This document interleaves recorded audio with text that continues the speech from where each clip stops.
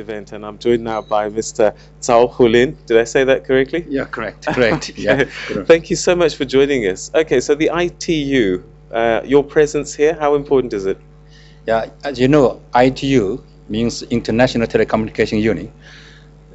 ITU is a specialized UN agency for global ICT development.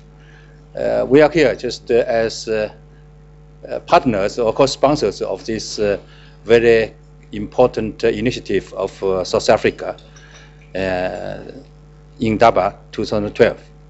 So it's a great honor for us to join this event. All right. How have the ITU helped African states progress? Because we talk often about this Western and African digital divide, and that sometimes, you know, the perception is that we're quite far behind. I'm afraid it may not be too far behind. Mm-hmm. Over the last decade, we see that Africa ICT development is developing very rapidly, particularly over the last few years. Today, in the world entirely, we have about 7 billion population, and we have already 6 billion mobile phones, plus 1.4 billion of fixed telephones, and 2.5 billion of internet subscribers. And Africa, if you look at the situation today, we have already reached more than 55% of penetration of mobile phones in the continent. If we remembered, at least I noted that during our ITU Telecom Africa in 2004 here in Cairo, Egypt, at that moment, our ministers, African ministers, collectively declared their visions that by the time of 2010, their dream is to have telephone penetration increased from 4% of 2004 to 10% by the year of 2010. But today, we're already past 55%. Wow.